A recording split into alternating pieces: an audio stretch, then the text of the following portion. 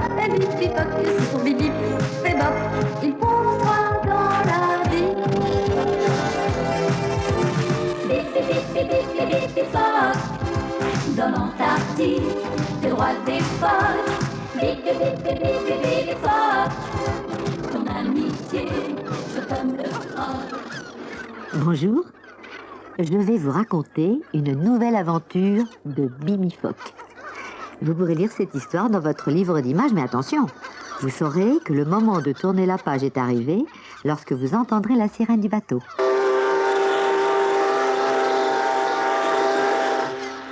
C'est bien compris? Alors, commençons.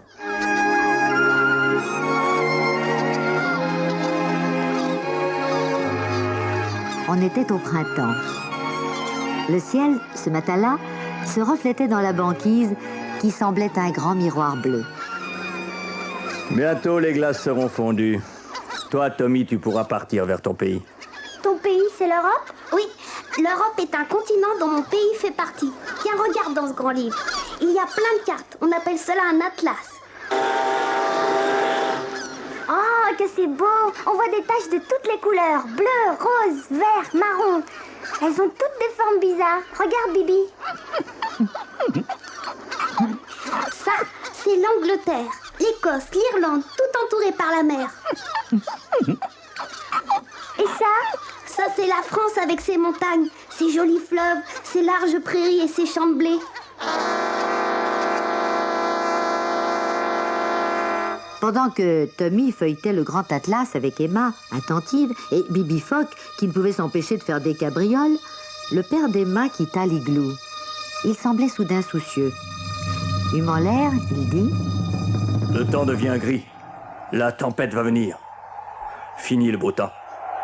À cet instant, le petit poste de radio amateur de Tommy se mit à grésiller furieusement. Bibi Fock cessa de cabrioler aussitôt, comme s'il était inquiet. Entre les craquements, une voix lointaine et désespérée se fit entendre. SOS! SOS! Ici Tanker Petroleus! Ici Pétrolier Petroleus! Demandons secours! Sommes en difficulté! Aussitôt, Tommy sauta sur son appareil, manipula fiévreusement les boutons et s'empara du micro.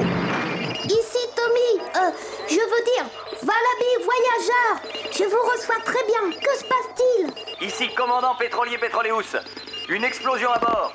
Notre pétrole va se répandre dans la mer! Prévenez les autorités maritimes! Vite, vite!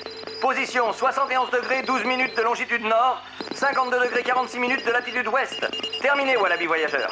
Merci, commandant. Vous êtes tout près d'ici. Je fais le nécessaire et nous allons voir déjà si nous pouvons vous porter secours. Terminé.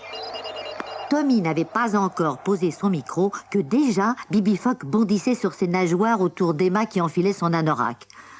Aucun d'eux, pourtant, ne mesurait le terrible danger qui les menaçait. Un pétrolier qui répand son pétrole dans la mer auprès des côtes. C'est l'horrible marée noire. C'est une immense nappe gluante qui flotte sur l'eau, emprisonnant dans son huile poisseuse et visqueuse les oiseaux de mer, la faune et la flore marine. Tommy avait vu sur les côtes de Bretagne l'affreux spectacle des mouettes et des cormorans incapables de voler ou de bouger sitôt que leur plumage avait été atteint par le pétrole. Il se garda bien cependant de dire cela à ses amis, et surtout à son cher Bibi Fock, dont il imaginait déjà la belle fourrure blanche tachée de plaques noires et gluantes. Allez,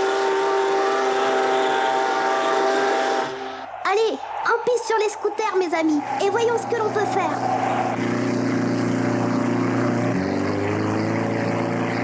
Papa avait raison, le temps se gâte. Oh, Bibi Fock, arrête de gigoter en essayant d'attraper les flocons, tu vas nous faire déraper. Si la tempête se lève en mer, c'est dangereux pour le pétrolier. Il risque de se briser. Et alors, le pétrole? Quoi, le pétrole? Oh, Emma, je n'ai pas voulu vous affoler tous les deux. Mais mieux vaut que vous soyez informés. Le pétrole provoque une marée noire qui englute tout ce qu'elle touche. Mais c'est affreux! Oh, Tommy, la tempête devient si violente que nous ne pouvons plus avancer. J'ai emporté notre igloo autogonflable. Voilà, c'est fait. Mettons-nous à l'abri.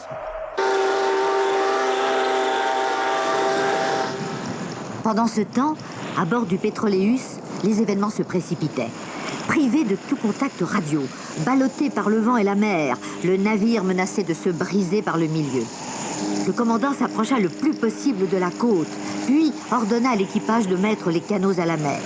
Quand il quitta son bateau, le dernier, comme le veut l'usage, un craquement énorme domina un instant le bruit des vagues. Le navire venait de se couper en deux.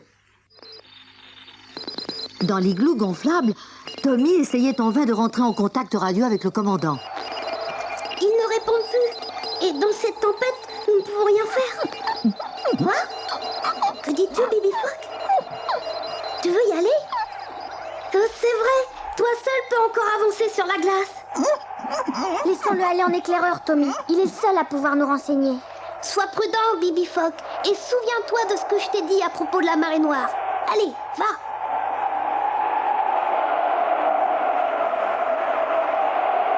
Courageusement, Bibi Phoque affronte la tempête de neige.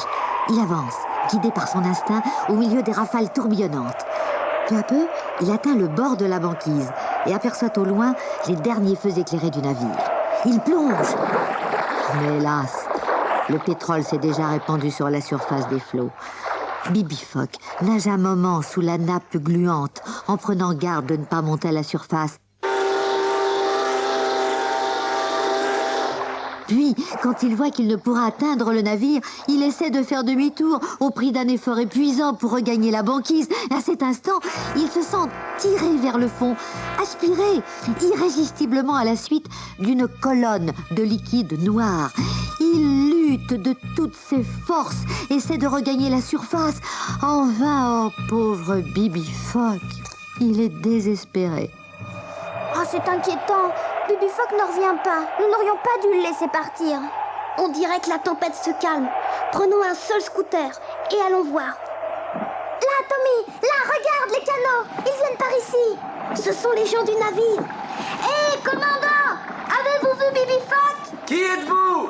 Et qu'est-ce que c'est, Bibi Phoque? Je suis Wallaby Voyageur. Bibi Phoque, c'est notre bébé phoque. Il est parti à votre secours et il n'est pas revenu. Merci, Wallaby. Service pour service, nous allons rechercher votre bébé phoque.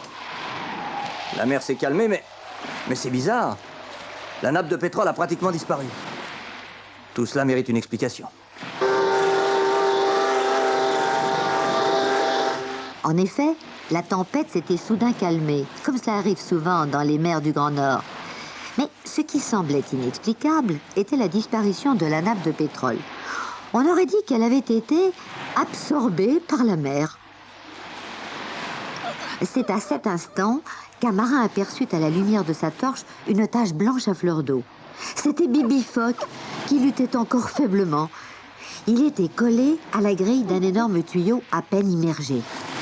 À l'aide de son harpon qu'il passa dans le collier de Bibi Phoque, le marin le ramena à la surface. Voilà votre petit phoque. Il va vite récupérer, croyez-moi.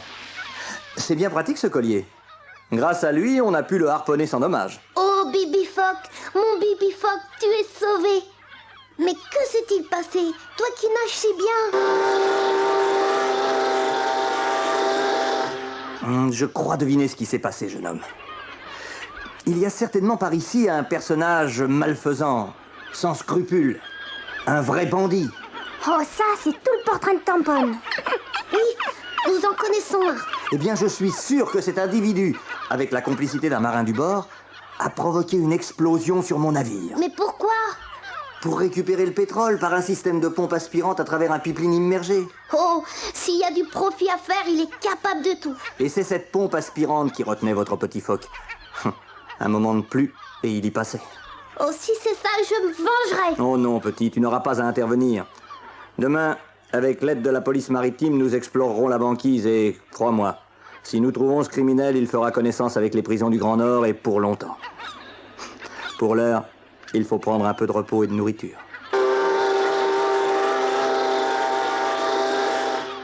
Venez tous au village, mon père en est le chef. Il se fera une grande joie de vous recevoir. Mais oui, Bibi Phoque, toi aussi tu es de la fête. Tu as même droit à un gros poisson tout frais. En route, les amis. Bibi Phoque, dans l'Antarctique, t'es le roi des phoques. Bibi Phoque, ton amitié dure comme le roc. Bibi Phoque, dans l'Antarctique, t'es le roi des phoques.